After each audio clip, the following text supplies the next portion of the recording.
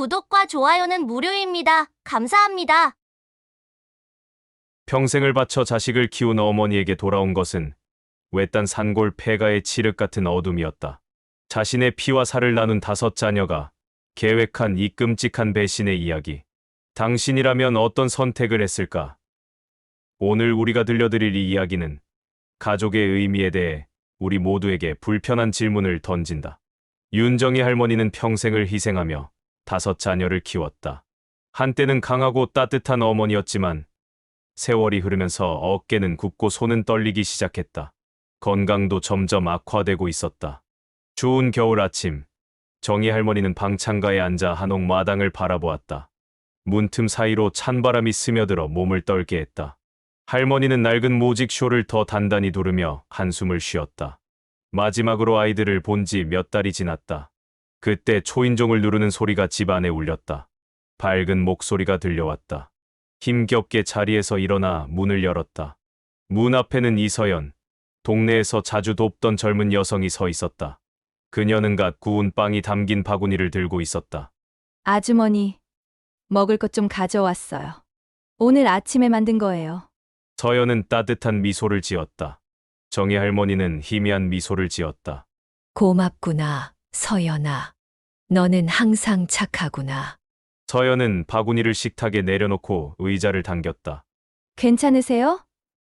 오늘 너무 춥길래 혹시 외로우실까봐 걱정됐어요. 정희 할머니는 살짝 고개를 끄덕였다. 괜찮아. 다만 아이들이 요즘 연락이 없구나. 서연은 말없이 입술을 깨물었다. 사람들은 다 알고 있었다. 할머니의 자녀들이 이 집을 팔려고 한다는 소문이 돌고 있었다. 그들에게 어머니의 존재는 더 이상 중요하지 않았다. 제가 대신 연락해 드릴까요? 서연이 조심스럽게 물었다. 할머니는 고개를 저었다. 괜찮다, 서연아. 오고 싶으면 알아서 오겠지. 서연은 난처한 표정을 지었다. 그 순간 초인종 소리가 다시 울렸다. 할머니는 천천히 문으로 다가가 열었다. 문 앞에는 박도현, 첫째 아들이 서 있었다. 그는 침착한 얼굴이었지만 표정은 차가웠다. 그 옆에는 박진우와 박수연이 나란히 서 있었다. 도현아, 너희들이 왔구나. 할머니의 목소리에는 희망이 가득 담겨 있었다. 도현은 고개를 끄덕였지만 미소는 없었다. 세 남매는 집 안으로 들어와 어색하게 앉았다. 서연은 조용히 자리에서 일어나 할머니께 살짝 고개를 숙인 뒤 조용히 문을 닫고 나갔다. 도현은 냉정하게 의자에 팔을 얹고 담담한 목소리로 말했다. 어머니, 우리끼리 상의해봤어요. 어머니 혼자 사시는 건 이제 위험해요. 건강도 안 좋아지셨으니 요양원에 가시는 게 좋을 것 같아요. 할머니는 순간 얼어붙었다. 요양원. 진우가 부드러운 말투로 말했다. 네, 어머니. 거기 가시면 의사도 계시고 돌봐주는 분들도 계셔요. 아무 걱정 없이 편하게 지내실 수 있어요. 수연도 고개를 끄덕였다. 맞아요, 엄마. 여기서는 너무 춥고 외롭잖아요. 우리는 그냥 엄마가 걱정돼서 그래요. 할머니는 아이들의 얼굴을 찬찬히 살폈다. 진심을 찾으려 했지만 가슴 깊은 곳에서 밀려오는 씁쓸한 깨달음이 있었다. 이것은 걱정이 아니라 거부였다. 난 어디도 가지 않을 거야. 할머니의 목소리는 떨리고 있었다. 도현은 한숨을 쉬었다. 어머니, 혼자 영원히 사실 수는 없어요. 하지만 이 집은 내 집이야. 도현은 의자에 등을 기대고 팔짱을 꼈다. 어머니도 오래 계시진 않을 텐데 우리가 계속 짊어지고 있어야 하나요?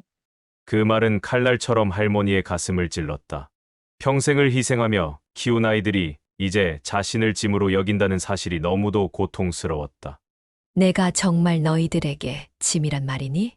진우는 고개를 숙였고 수연은 어머니의 시선을 피했다. 오직 도현만이 차가운 얼굴로 자리를 지키고 있었다. 이게 모두를 위한 최선의 선택이에요.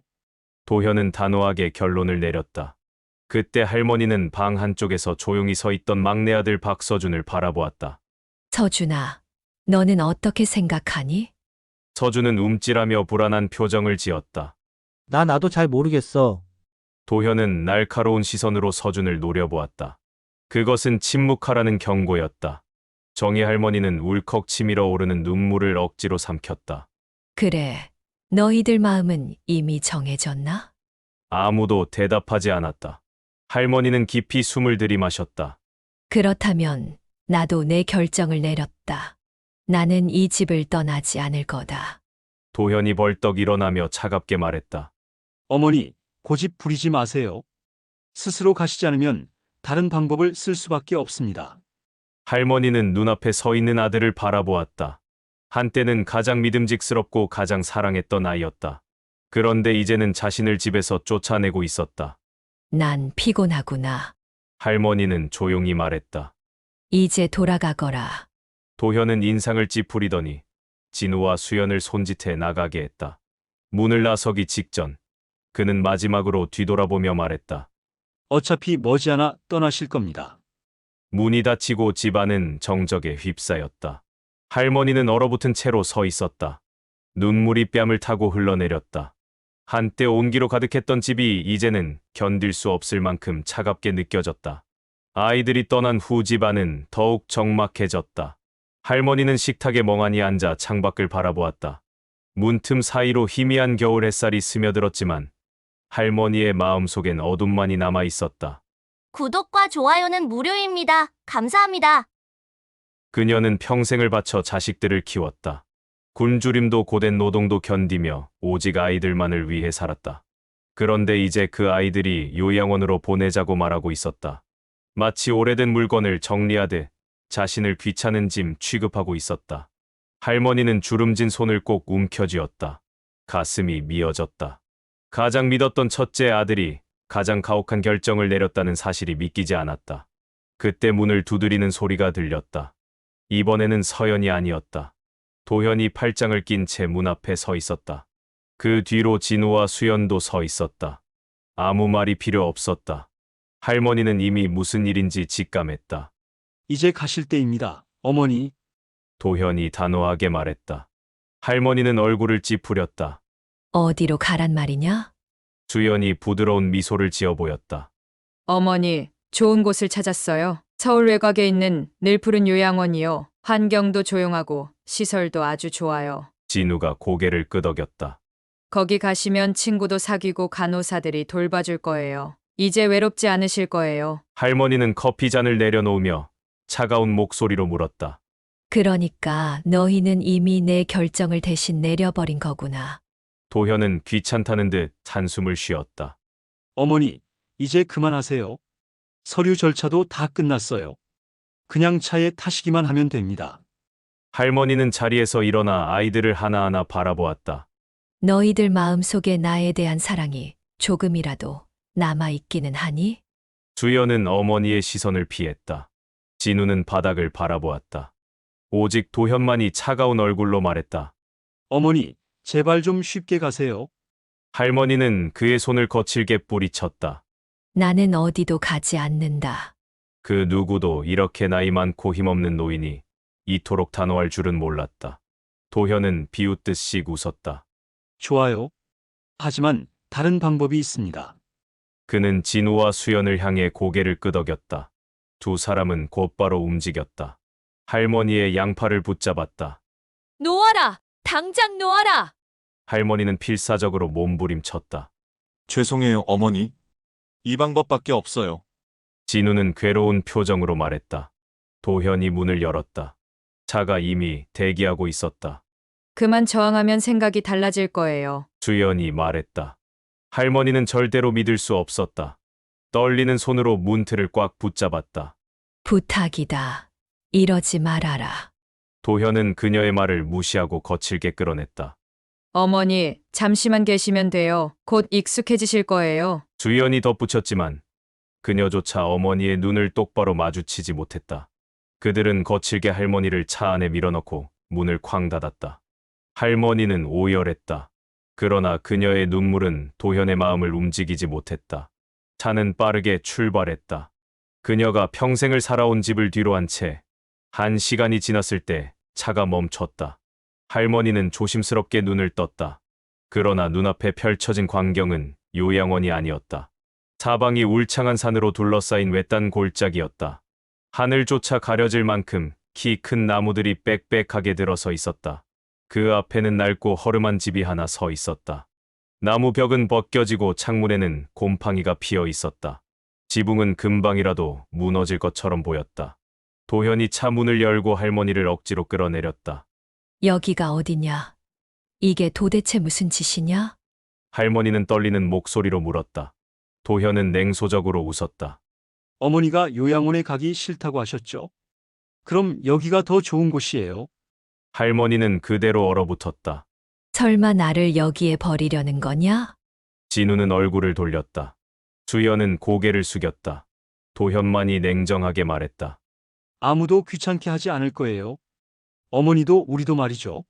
할머니는 눈앞에 서 있는 폐가를 바라보았다. 이게 너희들의 해결책이란 말이냐? 도현은 어깨를 으쓱였다. 멀리 가고 싶지 않다면서요. 우린 그걸 존중한 거예요. 할머니는 쓰디쓴 웃음을 지었다. 결국은 책임을 회피하려는 거구나. 도현은 아무런 부정도 하지 않았다. 진우가 중얼거렸다. 어머니, 괜찮으실 거예요. 여긴 조용하니까 아무도 방해하지 않을 거예요.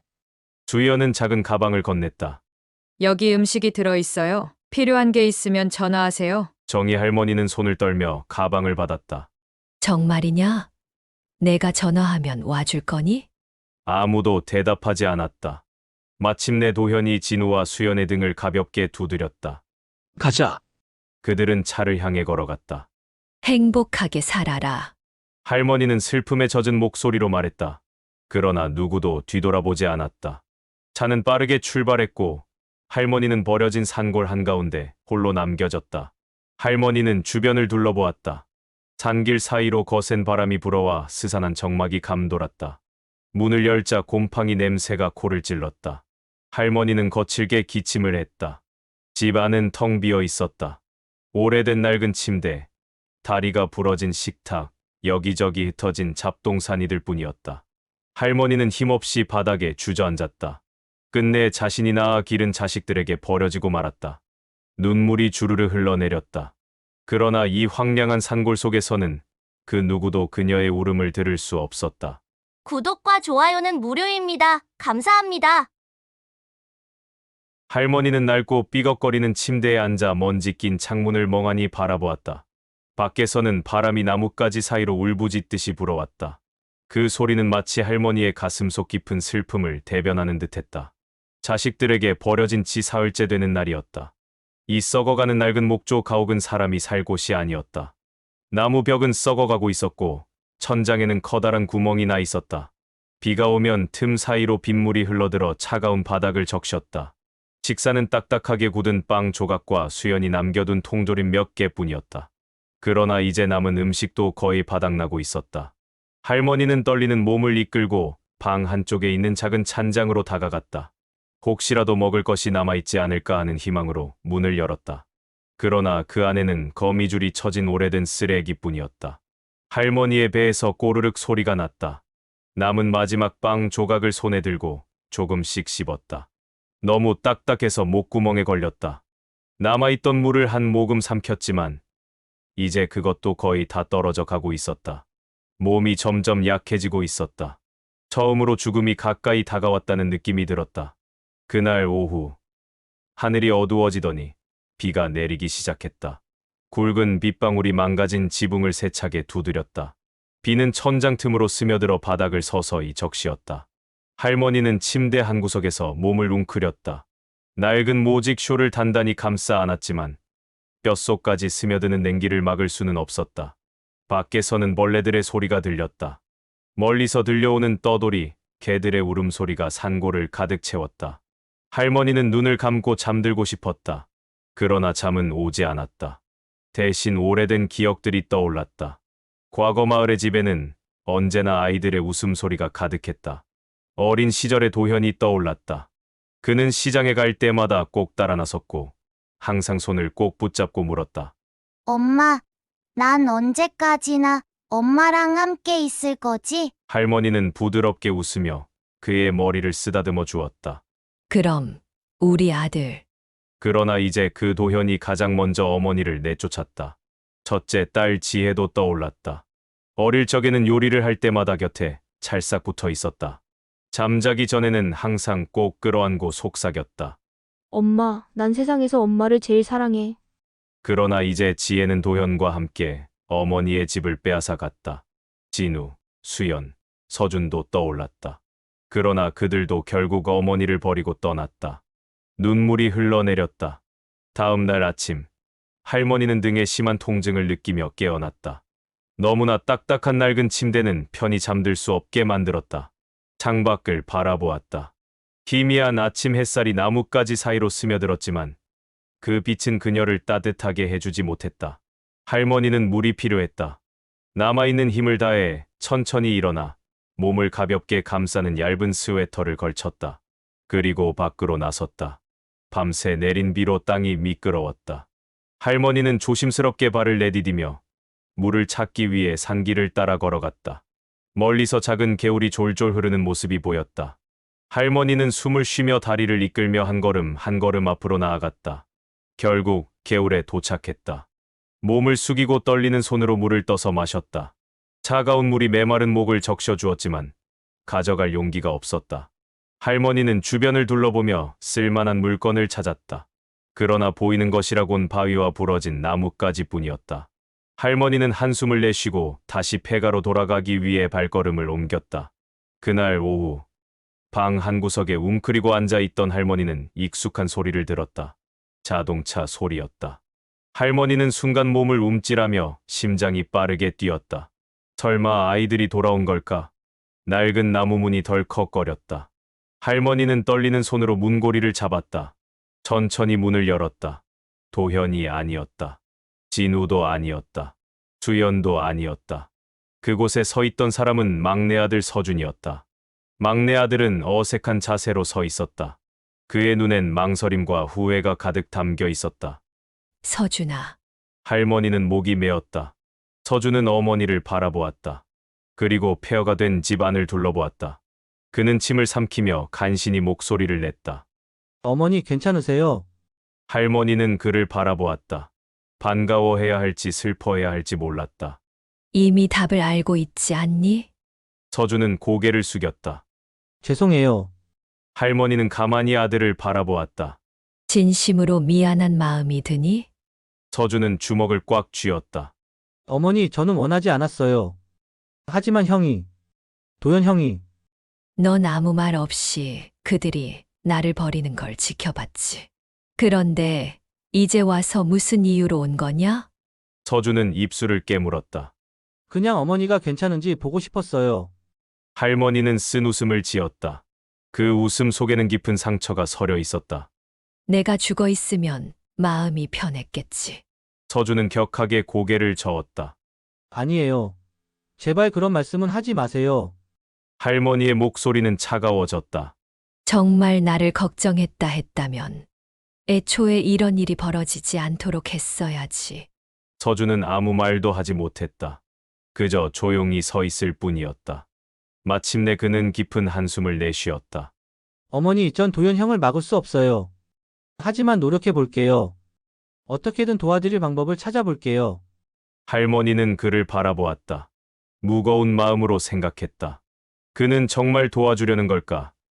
아니면 단순히 죄책감에서 비롯된 행동일까? 그러나 이제 그녀는 공허한 약속을 믿지 않았다. 할머니는 돌아서서 다시 집 안으로 발걸음을 옮겼다. 집으로 돌아가거라. 서준은 오랫동안 그 자리에 서 있었다. 그러나 결국 깊은 한숨을 내쉬며 뒤돌아섰다. 그는 차에 올라탔다. 그리고 떠났다. 할머니는 문 앞에 앉아 멍하니 먼 곳을 바라보았다. 이제는 아무것도 기대하지 않았다. 그녀는 깨달았다. 진정으로 혼자가 되었다는 것을. 서준의 차는 먼지를 남기며 산길을 빠져나갔다. 할머니는 조용히 그 장면을 지켜보았다. 지친 숨을 내쉬었다. 그것은 육체적인 피로가 아니라 너무나도 지쳐버린 마음 때문이었다. 서준은 왔다. 그러나 다시 떠났다. 그의 방문은 한 줄기 바람과도 같았다.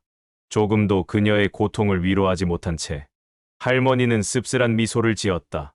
아마 그는 죄책감을 덜기 위해 온 것뿐일 것이다. 스스로 불효자가 아니라는 사실을 확인하고 싶었을 뿐. 그러나 결국 남긴 것은 애매한 약속과 헛된 희망뿐이었다. 이제 그녀는 아무것도 기대하지 않았다. 구독과 좋아요는 무료입니다. 감사합니다. 서준은 무거운 마음을 안고 차를 몰았다. 그는 핸들을 꽉 쥐었다. 어머니가 그 황량한 집에서 홀로 웅크리고 있는 모습이 계속해서 떠올랐다. 예전에는 따뜻한 사랑이 가득했던 어머니의 눈이 이제는 깊은 슬픔과 절망으로 흐려져 있었다.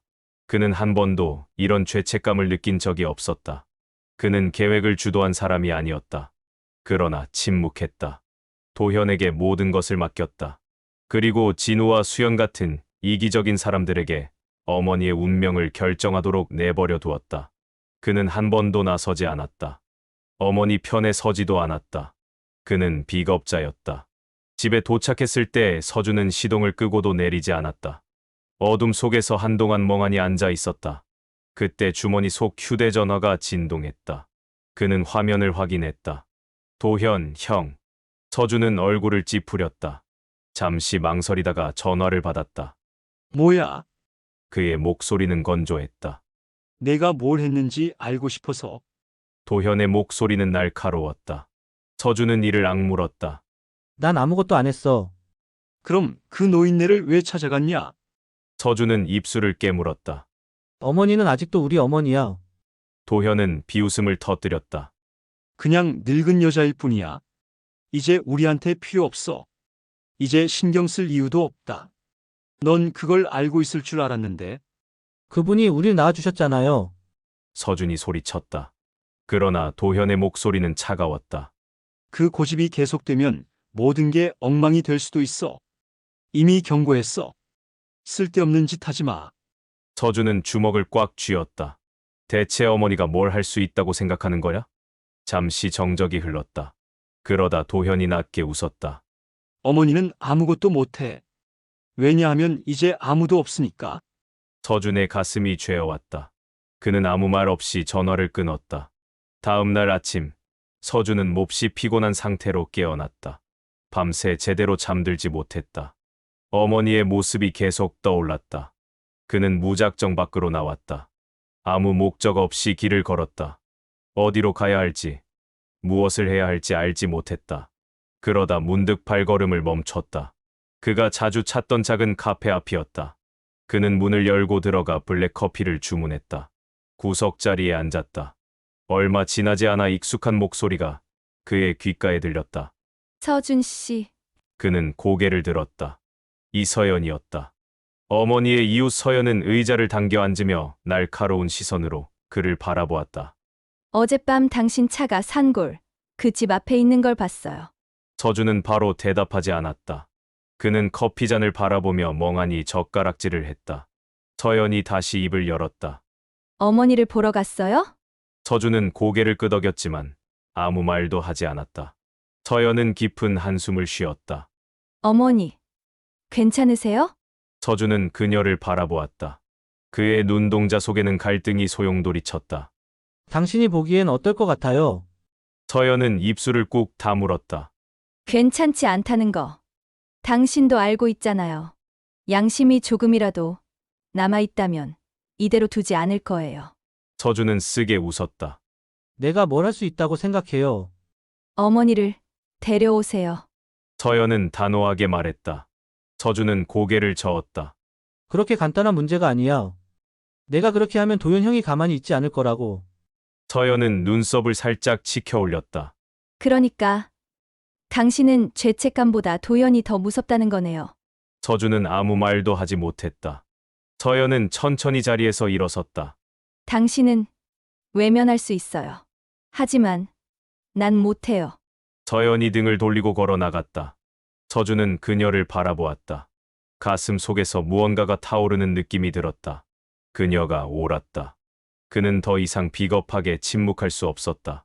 그러나 어떻게 도현에게 맞설 수 있을지 알지 못했다. 구독과 좋아요는 무료입니다. 감사합니다. 그 순간 산골 폐가에서 정희 할머니의 상태는 점점 악화되고 있었다. 숨을 쉬는 것도 힘겨웠고 일어설 때마다 다리가 후들거렸다. 굶주림과 추위, 끝없는 외로움이 그녀를 점점 무너뜨리고 있었다. 겨우 문 밖까지 나섰지만 갑자기 세상이 빙글빙글 돌기 시작했다. 눈앞이 흐려졌다.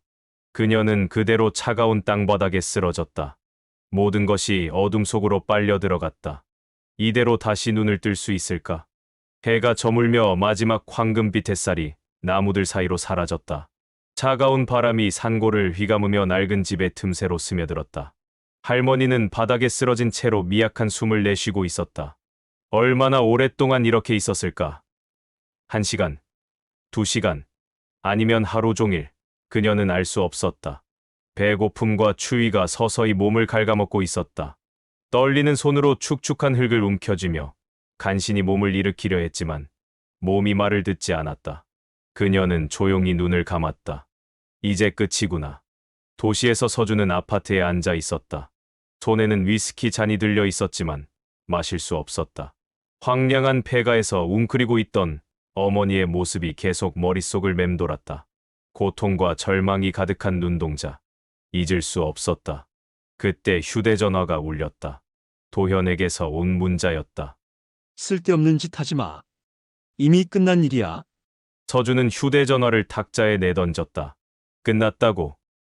아니었다. 어머니는 아직도 그곳에 홀로 남아 굶주림과 추위 속에서 버티고 있었다. 그리고 그보다 더 무서운 건 그녀가 평생 사랑했던 자식들에게 버림받았다는 사실이었다. 서주는 벌떡 일어섰다. 더 이상 가만히 있을 수 없었다. 한편 폐가에서 정희 할머니는 점점 의식을 잃어가고 있었다. 어둠 속에서 그녀는 아주 오래된 기억 속으로 빠져들었다. 어린 시절 들판에서 맨발로 뛰놀던 자신의 모습이 보였다. 바람 속에 그녀의 웃음소리가 퍼졌다. 햇살 아래에서 작은 발이 춤을 추고 있었다. 멀리서 어머니가 부드럽게 미소 지으며 그녀를 불렀다. 정희야, 저녁 먹으러 오렴. 할머니는 달려가고 싶었다. 그 따뜻한 품에 안기고 싶었다. 그러나 발이 움직이지 않았다. 풍경이 흐려지더니 사라졌다. 이제 그녀는 순백의 웨딩드레스를 입고 서 있었다. 곁에는 한때 세상에서 가장 사랑했던 남편이 있었다. 그의 눈빛에는 다정함이 가득했다. 그는 그녀의 손을 꼭 잡으며 말했다. 우리 행복하게 살자. 정희야. 그녀는 고개를 끄덕이고 싶었다. 그러나 그 순간 그 모습이 연기처럼 사라졌다. 이제 그녀는 아기를 품에 안고 있었다. 첫째 아들 도현. 처음으로 그의 맑고 순수한 눈을 마주했던 순간 온 마음을 다해 사랑한다고 느꼈다. 내 아들아, 엄마가 평생 널 지켜줄게. 그러나 갑자기 아기였던 도현은 사라졌다. 대신 차가운 얼굴로 말하는 어른 도현이 서 있었다. 어머니도 오래 계시진 않을 텐데 우리가 계속 짊어지고 있어야 하나요? 할머니의 눈이 번쩍 떠졌다. 그 순간 강한 바람이 불며 낡은 지붕을 긁는 마른 가지들이 흔들렸다. 온몸이 쑤셨지만 그녀는 이를 악물었다. 아니, 이렇게 끝낼 순 없다. 그녀는 저들에게 원하는 것을 내어주지 않을 것이다. 온 힘을 쥐어짜내며 천천히 몸을 움직였다. 기어가듯 집 안으로 돌아왔다. 썩어가는 나무벽에 기대어 겨우 몸을 일으켰다. 더 이상 눈물도 나오지 않았다. 그녀는 죽기를 거부했다. 운명이 그녀에게 고통을 내렸다면 그 고통을 견딜 것이다. 그러나 절대로 무너지지 않을 것이다. 한밤중 서주는 어두운 산길을 달렸다. 가슴 속에서 불안과 초조함이 타올랐다. 제때 도착할 수 있을까? 어머니는 아직 살아 계실까? 그러나 이제 더 이상 가만히 있을 수 없었다. 그가 산에 들어서자 갑자기 차 헤드라이트가 누군가를 비췄다. 서주는 급하게 브레이크를 밟았다. 길 한가운데 서 있는 여자. 그는 창문을 내렸다. 당신, 한지민이었다. 그녀는 어깨에 나무 장작 더미를 짊어지고 있었다. 누구세요? 지민이 경계하며 물었다. 서주는 차에서 뛰어내렸다. 저는 서준입니다. 산골에 계신 할머니의 아들이에요. 지민의 얼굴이 굳어졌다. 그 버려진 할머니의 아들이라고요? 서주는 얼굴을 붉혔다. 제가 어머니를 도우러 왔어요. 어머니 상태가 어떤지 아세요? 지민은 잠시 그를 살펴보았다. 오늘 아침 그 집 주변을 지나가다 기척이 없어서 걱정했어요. 하지만 들어가 보지는 않았어요. 서준의 얼굴이 창백해졌다. 갑시다. 빨리요. 두 사람은 서둘러 산길을 올랐다. 폐가에 도착하자 서준은 망설임 없이 안으로 들어갔다. 어머니, 그가 외쳤다. 아무 대답도 들리지 않았다. 가슴이 죄어왔다. 그는 서둘러 집 안으로 뛰어들었다. 그리고 그녀를 보았다. 할머니는 벽에 기대어 앉아 있었다. 그녀의 눈은 텅 비어 있었다. 서준은 무릎을 꿇으며 다급하게 어머니의 손을 잡았다. 어머니, 제 말 들리세요? 천천히. 할머니는 고개를 돌려 아들을 바라보았다. 서준아, 희미한 목소리가 들려왔다. 서준은 얼음장처럼 차가운 손을 꼭 잡았다. 그 냉기가 그의 손끝까지 스며들었다. 어머니 죄송해요. 내가 잘못했어요. 할머니는 아무 말도 하지 않았다. 그저 지친 눈빛으로 아들을 바라볼 뿐이었다. 서준은 간신히 침을 삼켰다. 가슴이 아려왔다. 어머니, 여기서 모시고 갈게요. 그러나 할머니는 힘없이 고개를 저었다. 안 돼, 서준아. 이미 너무 늦었어. 아니요. 아직 늦지 않았어요. 서준은 손을 더 꽉 잡았다. 어머니, 제발요. 이제 다시는 혼자 두지 않을게요. 할머니는 조용히 눈을 감았다. 이제 약속을 믿지 않아. 서준의 가슴이 찢어질 듯 부서졌다. 더 이상 무슨 말을 해야 할지 몰랐다. 문 앞에 서 있던 지민이 다가왔다. 빨리 할머니를 데려가야 해요? 이대로는 오래 버티지 못할 거예요? 서준은 고개를 끄덕였다. 그는 이를 악물고 어머니를 품에 안아들었다. 너무 가벼웠다. 너무 약해져 있었다. 그는 어둠 속으로 걸어나갔다. 앞으로 무슨 일이 벌어질지 몰랐다. 그러나 이번만큼은 절대로 어머니를 버리지 않을 것이다. 그는 지민을 따라 산길을 내려갔다. 차가운 밤바람이 할머니의 창백한 얼굴을 스쳤다. 어머니, 조금만 참으세요. 금방 따뜻한 곳으로 모시고 갈게요. 서준의 품에 안긴 채 할머니는 희미하게 눈을 떴다. 그녀의 입술이 미세하게 움직였다. 내 아들아. 서준의 눈에서 뜨거운 눈물이 흘러내렸다. 그는 전에 없던 결의로 가득 찼다. 이제 도현과 맞설 준비가 되어 있었다. 어머니를 위해서라면 세상 전체와 맞설 수 있었다. 구독과 좋아요는 무료입니다. 감사합니다. 동이 틀 무렵 여전히 차가운 바람이 산을 스쳤다. 전날 밤 내린 비의 습기가 공기 속에 남아 있었다. 땅에는 물웅덩이가 군데군데 남아 있었고 하늘은 여전히 흐려 있었다. 서준은 거친 산길을 따라 차를 몰았다. 그는 핸들을 단단히 움켜쥐고 있었다. 조수석에서 할머니는 창문에 머리를 기댄 채 눈을 감고 있었다. 그녀의 호흡은 힘이 없었고 굶주림과 피로로 인해 창백한 얼굴빛을 띠고 있었다. 뒷좌석에는 한지민이 앉아 있었다. 그녀는 가끔씩 앞으로 몸을 기울여 할머니의 상태를 살폈다. 빨리요? 우리 집으로 가야 해요? 지민이 조용히 말했다. 서준은 무얼 해야 할지 몰랐다. 일단 어머니를 마을로 데려가야 했다. 더 일찍 이렇게 했어야 했다.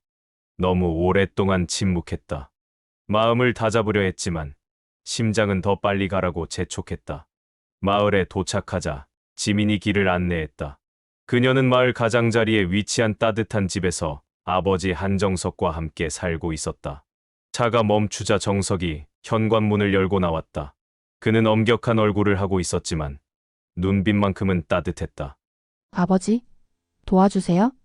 지민이 급히 차에서 내리며 외쳤다. 할머니가 너무 약해지셨어요? 정석은 서준을 도와 할머니를 부축했다. 그들은 조심스럽게 집 안으로 들어갔다. 할머니를 안락한 소파에 눕혔다. 지민아, 따뜻한 물과 담요를 가져와라. 정석이 말했다. 지민은 서둘러 부엌으로 향했다. 잠시 후 그녀는 뜨거운 물이 담긴 그릇과 수건, 그리고 두꺼운 담요를 들고 돌아왔다. 조심스럽게 할머니의 이마를 닦아주었다. 할머니 조금이라도 드셔야 해요? 몸이 따뜻해질 거예요? 지민은 미리 준비해둔 따뜻한 수프 한 그릇을 가져와 할머니의 입가에 조심스럽게 댔다. 할머니는 천천히 눈을 떴다. 약한 목소리로 물었다. 너는 누구냐? 지민은 부드럽게 미소를 지었다. 전 지민이에요? 걱정 마세요. 이제 안전해요? 서준은 옆에서 조용히 어머니를 바라보았다. 가슴이 무너지는 것 같았다. 어머니, 죄송해요. 그러나 할머니는 아무 대답도 하지 않은 채 다시 눈을 감았다. 정석은 상황을 지켜보다가 서준을 바라보았다. 이제 말해보게. 대체 무슨 일이 있었던 거야? 서준은 고개를 숙였다. 가슴이 죄어왔다. 형제들이 어머니를 산골 폐가에 버렸어요. 돌봐주기 싫다고. 지민은 충격을 받은 듯 숨을 들이마셨다. 뭐라고? 그냥 내버려 두고 갔다고? 서준은 힘겹게 고개를 끄덕였다. 그리고 나는 말리지도 않았어. 정석은 주먹을 꽉 쥐었다. 이런 인간도 아닌 놈들. 지민은 서준을 바라보았다. 그녀의 표정에는 분노와 슬픔이 동시에 서려 있었다. 당신 어머니가 무슨 일을 겪었는지 알아? 조금만 늦었으면 정말 돌아가실 수도 있었어. 서준은 아무 대답도 하지 못한 채 고개를 숙였다. 지민은 정희 할머니를 바라보았다. 그녀의 연약한 모습에 가슴이 아려왔다. 할머니 혹시 다른 친척분이라도 계세요? 연락해 드릴 수 있어요? 할머니는 천천히 눈을 떴다. 그녀의 목소리는 겨우 들릴 정도로 희미했다. 없다. 오직 그 아이들뿐이다. 그녀를 버린 바로 그 자식들. 지민은 깊이 숨을 들이마신 후 아버지를 바라보았다. 아버지, 이 일을 그냥 넘어갈 수 없어요? 정석은 고개를 끄덕였다. 맞다. 이걸 세상에 알려야 해. 서준은 놀란 눈으로 두 사람을 바라보았다. 그게 무슨 뜻이에요? 정석은 팔짱을 끼고 단호한 표정을 지었다. 나는 변호사야. 그리고 저 불효 자식들을 그냥 두고 볼 수 없다. 서준은 등줄기를 따라 싸늘한 기운이 흘렀다. 그는 결연한 표정으로 고개를 끄덕였다. 저도 돕겠습니다. 지민이 미소 지었다. 좋아요? 그럼 내일부터 시작해요? 그녀는 다시 할머니의 손을 잡았다. 할머니 이제 혼자가 아니에요? 할머니는 그녀를 바라보았다. 갑자기 그녀의 눈에 눈물이 맺혔다. 오랜 세월 동안 느껴보지 못한 감정이었다. 누군가가 진심으로 자신을 걱정하고 있다는 것. 그녀는 지민의 손을 조심스럽게 쥐었다. 어둠 속에서 한 줄기 희망이 피어났다.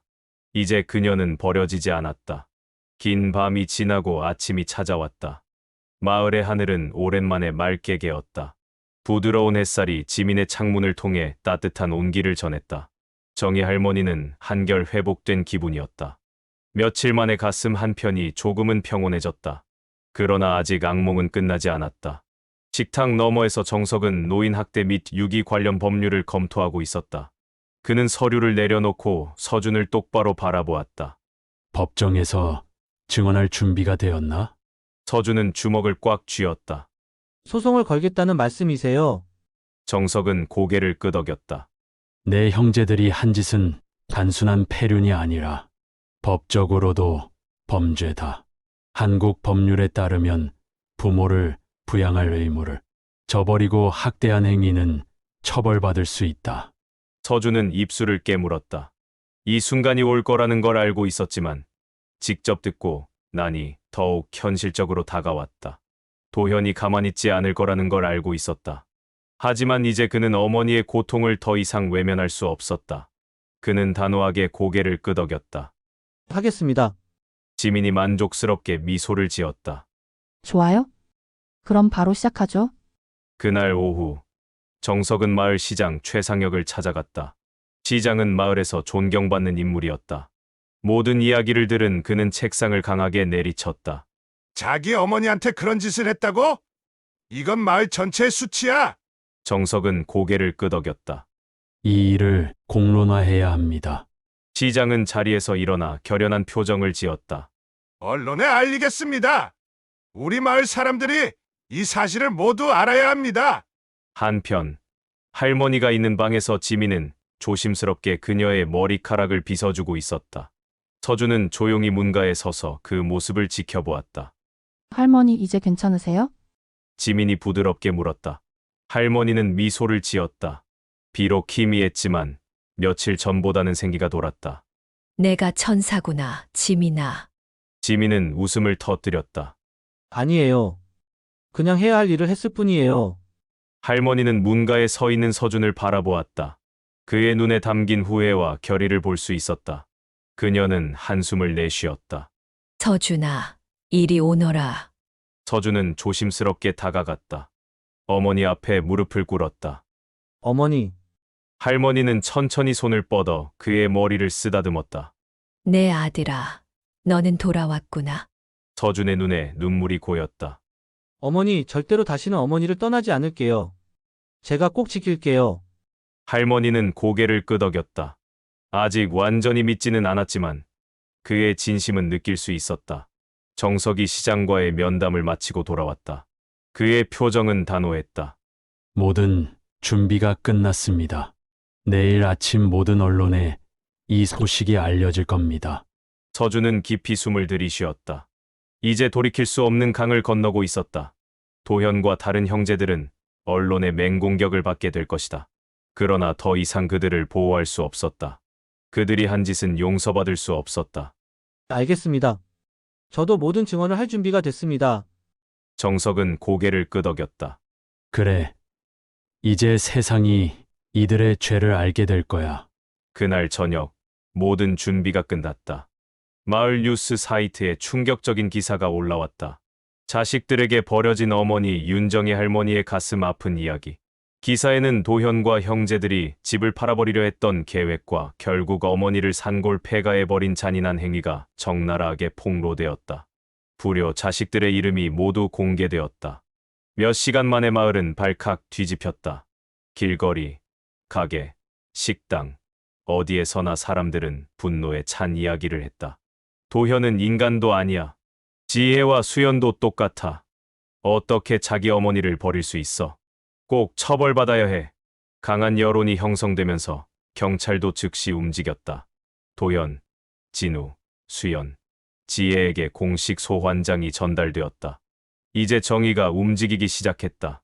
마을 사람들은 정석의 집 앞에 모여들기 시작했다.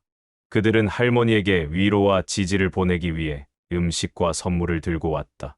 서준은 창문을 통해 그 모습을 바라보았다. 가슴이 뭉클했다. 어머니 보세요. 모두가 어머니를 생각하고 있어요. 할머니는 창가로 다가가 마당에 모인 사람들을 바라보았다. 그들 중 많은 이들이 그녀가 한 번도 만난 적 없는 사람들이었다. 그러나 그들의 눈에는 진정한 연민과 분노가 담겨 있었다. 자신의 어머니가 그런 대우를 받았다면 어떨까 생각했기 때문이다. 할머니의 눈에 눈물이 고였다. 이런 날이 올 줄 몰랐구나. 지민이 그녀의 손을 꼭 잡았다. 이제 정의가 이루어질 거예요, 할머니. 그날 밤 서울의 한 고급 레스토랑에서 도현은 사업 파트너들과 와인을 마시며 웃고 있었다. 어머니의 일은 이미 끝났다고 생각하며 전혀 신경 쓰지 않았다. 그 순간 그의 휴대전화가 끊임없이 울리기 시작했다. 친구들과 지인들에게서 메시지가 쏟아졌다. 그는 얼굴을 찌푸리며 휴대전화를 열었다. 그리고 기사를 읽는 순간 그의 얼굴이 창백해졌다. 무슨 일이야? 옆에 앉은 사업 파트너가 물었다. 도현은 대답하지 못했다. 갑자기 그의 뒤에서 단호한 목소리가 들려왔다. 박도현 씨. 그가 고개를 돌렸다. 경찰관 3명이 테이블 앞에 서 있었다. 그들의 표정은 단호했다. 부모보호법 위반 혐의로 조사에 협조해 주시기 바랍니다. 레스토랑 전체가 조용해졌다. 사람들은 웅성거리며 호기심과 경멸이 섞인 눈빛으로 그를 바라보았다. 도현은 벌떡 일어나 소리쳤다. 이건 가족 문제야. 당신들에게 이래라 저래라 할 권리가 없어. 그러나 경찰관 중 한 명이 소환장을 내밀었다. 법정에서 설명하시죠. 더 이상 도망칠 곳은 없었다. 도현은 이를 악물었지만 법을 거스를 수는 없었다. 그는 결국 경찰과 함께 나설 수밖에 없었다. 서준은 그날 밤 잠들지 못했다. 창문 밖으로 별이 빛나는 하늘을 바라보았다. 그의 마음은 복잡했다. 형제들이 곧 감당해야 할 결과를 생각하면 가슴이 아팠다. 그러나 어머니가 겪은 고통을 생각하면 이것이 바른 길이라는 것을 알았다. 내일부터 모든 것이 달라질 거예요? 지민이 그의 옆에 조용히 다가와 말했다. 서준은 고개를 끄덕였다. 네, 모든 것이 달라질 겁니다.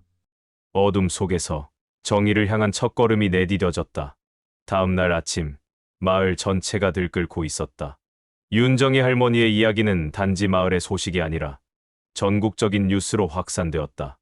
모든 방송국과 신문사에서 이 충격적인 사건을 앞다투어 보도했다. 부모 유기 사건 충격. 성공한 사업가인 장남 박도현을 중심으로 자녀들이 70대 어머니를 산골 폐가해버려 노모를 버린 불효 자식들. 막내 아들의 양심 고백으로 밝혀진 충격적 진실. 노인 학대와 유기의 처벌은 법조계 전문가들 강력 대응 촉구. 아침 일찍부터 경찰서 앞은 사람들로 가득 찼다. 분노에 찬 마을 주민들이 모여 외쳤다. 윤정희 할머니께 정의를! 불효 자식들은 반드시 죄값을 치러야 한다. 서준은 그들 사이에 서 있었다. 가슴이 무거웠다. 그는 한때 비겁한 사람이었다. 그러나 오늘만큼은 모든 것을 바로잡기 위해 이곳에 서 있었다. 지민은 정희 할머니를 부축하며 천천히 경찰서로 향했다. 그녀의 걸음은 느렸지만 한 걸음 한 걸음이 단단했다. 할머니는 이제 며칠 전보다 훨씬 더 나아 보였다. 따뜻한 음식과 보살핌이 건강을 조금씩 회복시켜 주고 있었다. 할머니가 경찰서에 도착하자 사람들이 길을 열어주었다. 그녀를 향한 동정과 존경의 눈빛이 가득했다. 노인들은 자신의 모습을 그녀에게서 보았다. 젊은이들은 자신의 부모님을 생각했다.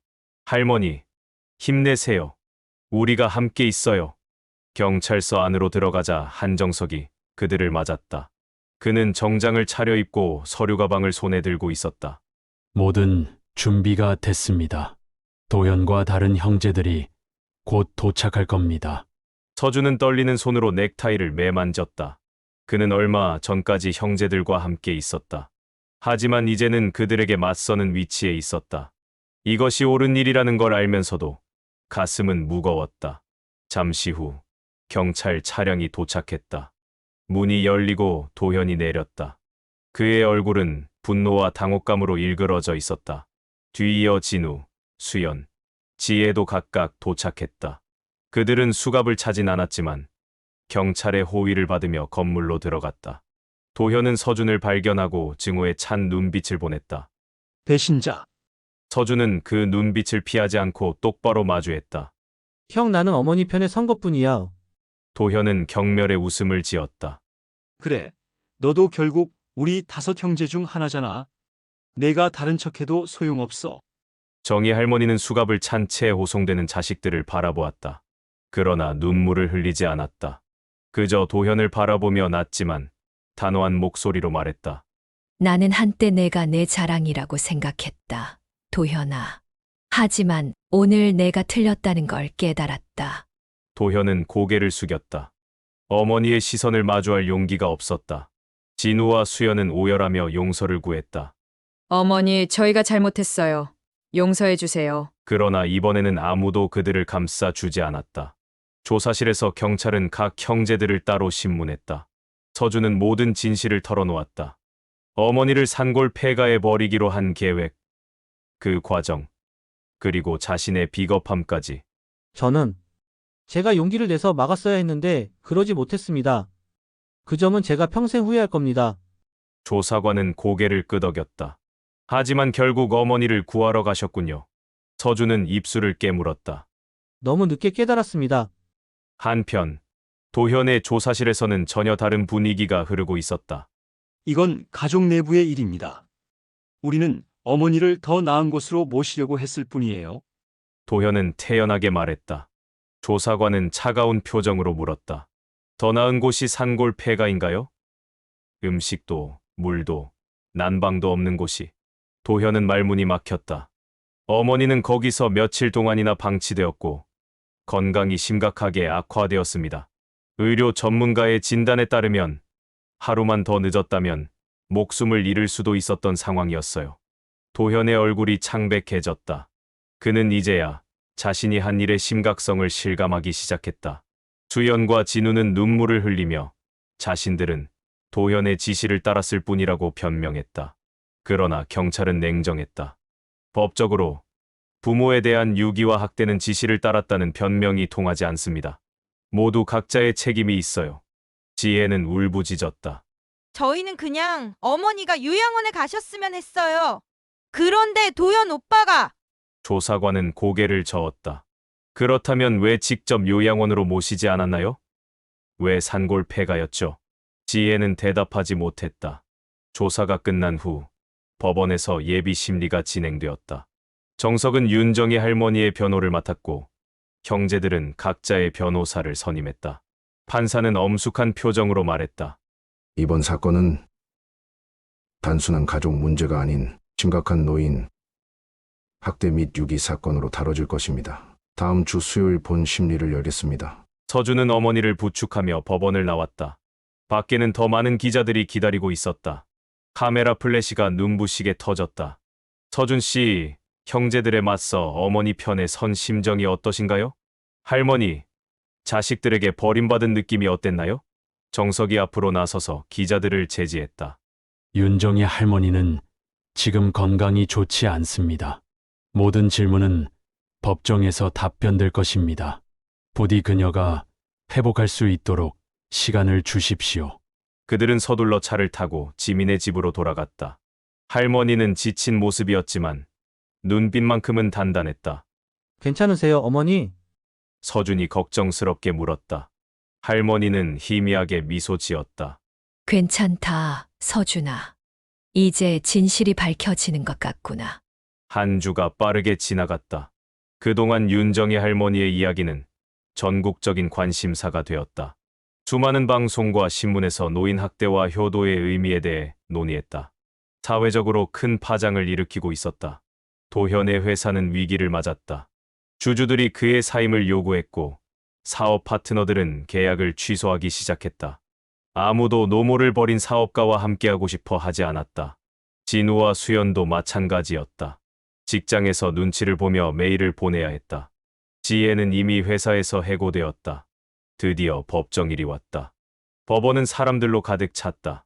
모두가 이 사건의 결과를 지켜보고 싶어 했다. 판사가 입장하고 재판이 시작되었다. 검사는 강력한 어조로 형제들의 죄를 지적했다. 이 사건은 단순한 버림이 아닙니다. 이것은 계획된 유기입니다. 박도현과 그의 형제들은 어머니를 요양원에 보내는 척하면서 실제로는 생존이 불가능한 환경에 버렸습니다. 그들의 목적은 어머니의 집을 팔아 이익을 얻는 것이었습니다. 도현의 변호사는 맞섰다. 저희 의뢰인들은 어머니를 해치려는 의도가 없었습니다. 그들은 어머니가 요양원을 거부하는 상황에서 일시적인 조치를 취했을 뿐입니다. 검사는 비웃었다. 일시적 조치. 그들은 할머니를 버린 후 며칠 동안 단 한 번도 돌아보지 않았습니다. 만약 박서준 씨가 양심의 가책을 느끼고 돌아가지 않았다면 할머니는 그곳에서 목숨을 잃었을 겁니다. 증인석에 서준이 불려나갔다. 그는 떨리는 목소리로 전체 이야기를 진술했다. 도현 형은 어머니의 집을 팔아 분할하려는 계획을 세웠습니다. 어머니가 그 계획을 방해한다고 생각했기 때문에 그래서 그녀를 어딘가에 보내기로 했어요. 당신도 그 계획에 동의했습니까? 검사가 물었다. 서준은 고개를 숙였다. 처음에는 침묵했습니다. 그것이 제 죄입니다. 저는 형들에게 맞서지 못했어요. 그러나 결국 어머니를 구하러 돌아갔군요. 판사가 말했다. 서준은 고개를 끄덕였다. 너무 늦게. 하지만 그래도 돌아갔습니다. 다음으로 한지민이 증인석에 섰다. 그녀는 할머니를 처음 발견했을 때의 상황을 설명했다. 할머니는 정말 위험한 상태셨어요? 몸이 얼어있고 탈수 상태였으며 며칠 동안 제대로 된 음식을 드시지 못했어요? 만약 박서준 씨가 그날 밤 오지 않았다면? 그녀의 목소리가 떨렸다. 의사도 증언했다. 할머니의 상태는 심각했습니다. 저체온증, 심각한 탈수, 영양실조 등이 있었습니다. 이런 상태로 하루만 더 방치되었다면 생명이 위험했을 것입니다. 마지막으로 정희 할머니가 증인석에 앉았다. 법정은 완전히 조용해졌다. 그녀의 약한 목소리가 마이크를 통해 법정 전체에 울렸다. 나는 평생 내 아이들을 위해 살았다. 굶주림과 가난 속에서도 그들에게 최선을 다했다. 난 한 번도 그들을 버린 적이 없었는데. 그녀의 목소리가 흔들렸다. 그런데 내 아이들은 나를 버렸다. 그들이 나를 차에 태울 때 나는 정말로 요양원에 간다고 생각했다. 하지만 그들은 나를 산골짜기의 폐가에 내려놓았다. 거기에는 아무것도 없었다. 음식도, 물도, 난방도. 처음에는 충격으로 아무 생각도 들지 않았다. 그저 믿을 수 없었다. 법정에 있던 많은 사람들이 눈물을 훔쳤다. 가장 슬펐던 것은 그들이 뒤돌아보지도 않고 떠났다는 것이다. 내가 평생 사랑했던 내 아이들이 도현은 고개를 숙인 채 바닥만 바라보고 있었다. 진우와 수연은 흐느끼고 있었고 지혜는 손수건으로 얼굴을 가렸다. 판사는 깊은 한숨을 내쉬었다. 이 법정은 내일 판결을 내릴 것입니다. 그날 밤 지민의 집에서는 침묵이 흘렀다. 모두가 내일의 판결을 기다리고 있었다. 서준은 창가에 앉아 밤하늘을 바라보았다. 모든 게 잘 될 거예요? 지민이 그의 옆에 앉으며 말했다. 서준은 희미한 미소를 지었다. 저는 어머니가 정의를 얻길 바랍니다. 하지만 동시에 그들은 제 형제들이에요. 지민은 이해한다는 듯 고개를 끄덕였다. 당신이 마음이 아프다는 걸 알아요? 하지만 때로는 상처를 치유하기 위해 고통스러운 과정이 필요하죠. 다음 날 법정은 더 많은 사람들로 가득 찼다. 판사가 입장하자 모두가 일어섰다. 이 법원은 각도현, 박지혜, 박진우, 박수연에 대한 판결을 내리겠습니다. 법정이 완전히 조용해졌다. 본 법원은 각도현, 박지혜, 박진우, 박수연이 노인 학대 및 유기 혐의에 대해 유죄임을 선고합니다. 방청객들 사이에서 안도의 한숨과 작은 박수 소리가 일었다. 박도현에게는 징역 2년에 집행유예 3년을 선고합니다. 또한 사회봉사 500시간과 노인 복지시설에 대한 기부금 5천만 원을 명령합니다. 도현은 굳은 표정으로 판결을 들었다. 박지혜, 박진우, 박수연에게는 각각 징역 1년에 집행유예 2년을 선고합니다. 사회봉사 300시간과 노인 복지시설에 대한 기부금 3천만 원을 명령합니다. 판사는 계속해서 말했다. 또한 이 법원은 피해자 윤정희 할머니에 대한 위자료로 각 피고인에게 1억 원씩 총 4억 원의 지급을 명령합니다. 마지막으로 피고인들은 윤정희 할머니의 생활비를 의무적으로 부담해야 합니다. 판사는 잠시 형제들을 바라보았다.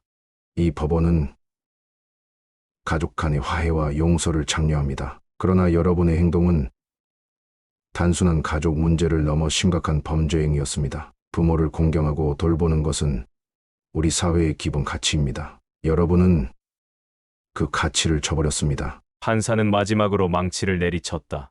재판을 마칩니다. 서준은 어머니의 손을 꼭 잡았다. 할머니의 눈에는 눈물이 맺혀 있었지만 동시에 단단한 결의가 있었다. 어머니, 이제 끝났어요. 할머니는 천천히 고개를 끄덕였다. 그래, 이제 다시 시작할 수 있겠구나. 그들이 법정을 나오자 취재진이 몰려들었다. 그러나 이번에는 정석이 간단한 성명을 발표했다. 오늘 정의가 실현되었습니다.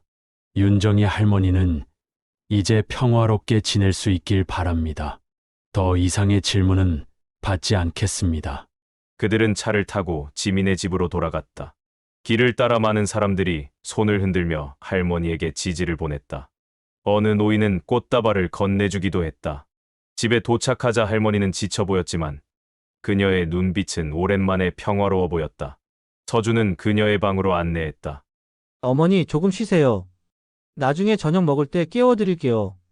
할머니는 고개를 끄덕였다. 그러나 서준이 나가려 할 때 그녀가 그의 손을 잡았다. 서준아, 네, 어머니. 고맙다. 단 두 마디였지만 그 말에는 깊은 의미가 담겨 있었다. 서준은 목이 메었다. 어머니, 저는 사실 용서받을 자격이 없어요. 처음부터 어머니를 지켰어야 했는데. 할머니는 미소 지었다. 하지만 내가 돌아왔잖니. 그게 중요하단다. 서준은 어머니의 손을 꼭 잡았다. 그의 눈에서 눈물이 흘러내렸다. 이제부터는 제가 어머니를 꼭 지킬게요. 약속드립니다. 할머니는 편안하게 눈을 감았다. 마침내 그녀의 가슴에 평화가 찾아왔다.